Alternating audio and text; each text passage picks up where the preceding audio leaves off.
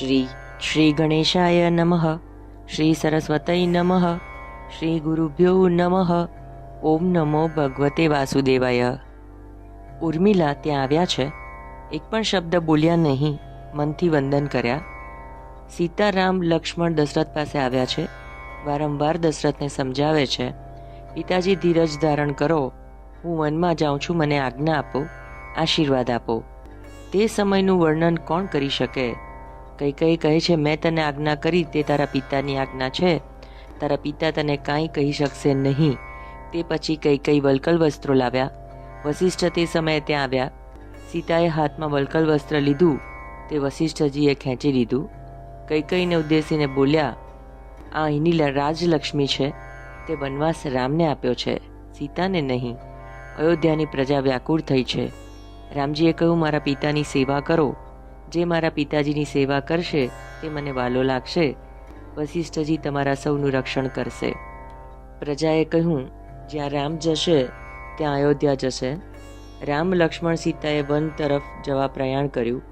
કૈકેયી કહે છે, અયોધ્યા પણ ઉજ્જળ કરતો ગયો. જ્યાં મારું તારું એ ભેદબુદ્ધિ છે ત્યાં ભગવાન બિરાજતા નથી. દશરથ તે પછી મૂર્છામાંથી જાગ્યા. જાણ્યું કે રામ વનમાં ગયા. મારો રામ વનમાં ગયો, હજુ મારા પ્રાણ કેમ જતા નથી? અજહુ ન નીકળે પ્રાણ કઠોરા. મંત્રીજી, મારો રથ લઈ જાઓ. રામને કહેજો ચાલતા વનમાં જશો નહીં, આ રથમાં બેસીને વનમાં જાઓ, આ મારી આજ્ઞા છે. 2-4 દિવસ તેઓને વનમાં ફેરવજો અને પછી બધાને અયોધ્યા લઈ આવજો. રામ ના આવે તો સીતાજીને જરૂર લઈ આવજો. મંત્રી સુમંતને આ પ્રમાણે આજ્ઞા કરી.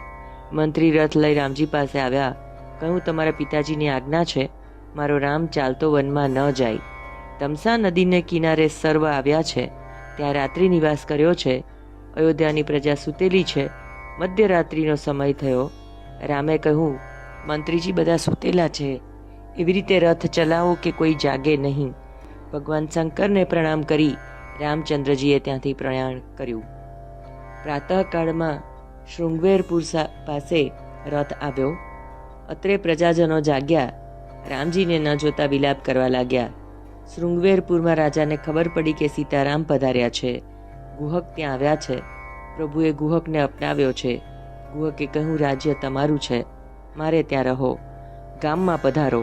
રામજીએ કહ્યું, મારે કોઈ ગામમાં 14 વર્ષ સુધી પ્રવેશ કરવો નથી. 1 દિવસ વ્રત કર્યું છે, બીજા દિવસે ફળાહાર કર્યો છે. રામચંદ્રજી મંત્રીને કહે છે, હવે આપ અયોધ્યા પધારો. વિપત્તિના સમયે મહાપુરુષો ધૈર્ય છોડતા નથી. મંત્રીજી, પિતાજીને મારા પ્રણામ કહેજો. સુમનજી કહે, સીતાજીને મોકલો. સીતાજી આવશે તો દશરથને કાંઈક અવલંબન મળશે. સીતાજીએ જવાબ આપ્યો, મેં જનકપુરી અને અયોધ્યાનો વૈભવ જોયો છે, મારા પિતા જ્યાં હોય ત્યાં મારે રહેવાનું છે. સુમંત ત્યાંથી વિદાય થયા છે. ગુહક રાજાને કહ્યું, વડનું દૂધ મંગાવો. રામજીના વાળ સુંદર હતા. વડના દૂધથી વાળની જટા બનાવી. રઘુનાથજી તપસ્વી થયા. ગુહકથી આ દ્રશ્ય જોવાતું નથી. મૂર્છા ખાઈને જમીન પર પડે છે. ગંગાજીને સામે કિનારે જવાનું હતું. ગંગા કિનારે આવ્યા છે, ત્યાં એક કેવટ હતો. લક્ષ્મણજી તેને બોલાવે છે, અમને સામે પાર લઈ જઈશ? કેવટ નાવડીમાંથી જ કહે છે, હું તમારો મર્મ જાણું છું. લક્ષ્મણ પૂછે છે, ભાઈ તું શું મર્મ જાણે છે? કેવટ ઉત્તર આપે છે, રામજીના ચરણમાં એવી શક્તિ છે કે તેમની ચરણરજના સ્પર્શથી પથ્થરની ઋષિપત્ની બની જાય છે. ત્યારે મારી નાવડી તો લાકડાની છે. રામજીના ચરણના સ્પર્શથી મારી નાવ સ્ત્રી બની જાય તો હું મારા કુટુંબનું ભરણ પોષણ કેવી રીતે કરું? તમને મારી નાવડીમાં બેસવાની જરૂર હોય તો રામચંદ્રજી એવી આજ્ઞા કરે કે મારા ચરણ પખાડ, હું મારા હાથે રામજીના ચરણ પખાડીશ. રામચંદ્રજીના ચરણ ધોવાયા પછી હું તેમને નાવમાં બેસવા દઈશ.